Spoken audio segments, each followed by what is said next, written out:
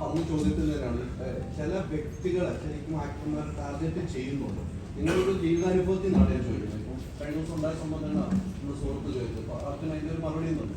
അങ്ങനെ ഒരു വ്യക്തിയെ ഒരു ആക്ടറെ ടാർഗറ്റ് ചെയ്തുകൊണ്ട് ആ പടങ്ങൾ മോശമാക്കാൻ ആ ശ്രമങ്ങൾ ഇവിടെ നടക്കുന്നുണ്ടെന്ന് വിശ്വസിക്കുന്ന പാൽ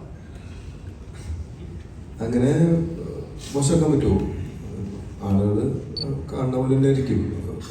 ഒരു 10 പേര് കണ്ടിട്ട് 5 പേർക്ക് സിനിമ വർക്കായിരിക്കും. അല്ലാതെ നമുക്ക് ആർക്കും ഒരു വ്യക്തി എൻ്റെ കുറച്ച് ആൾക്കാർ വന്നിട്ട് പടം മോശമാണെന്ന് പറഞ്ഞാൽ പടം മോശമാവില്ല.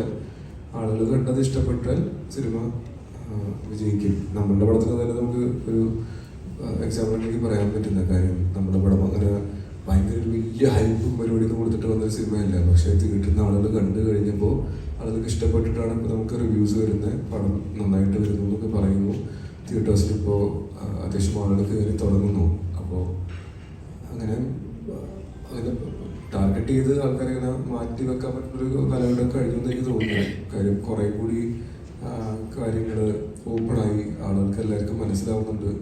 വളരെ ട്രാൻസ്പെറൻ്റ് ആണ് സിനിമ. എങ്ങനെയാണ് മോശമാണോ നല്ലതാണെന്ന് ഒരു 5 മിനിറ്റ് ഉണ്ടെങ്കിൽ ചിലപ്പോൾ ഓൺലൈൻ റിവ്യൂസും പരിപാടികളെല്ലാം കണ്ടു കഴിഞ്ഞാൽ മനസ്സിലാവുന്ന ഒരു സമയത്തിലേക്ക് മാറി. ആൾക്കാർ കണ്ടിട്ടേക്കും തീരുമാനിക്കട്ടെ.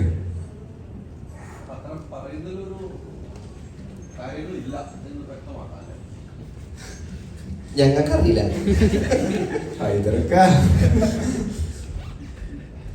വ്യക്തമാക്കാൻ പറ്റുന്ന എനിക്കറിയില്ല. എൻ്റെ മുന്നേ ഹൈദരക്ക അത് ചിലപ്പോൾ ഹൈദരക്ക പറഞ്ഞ പോലെയൊക്കെ ആയിരിക്കാം.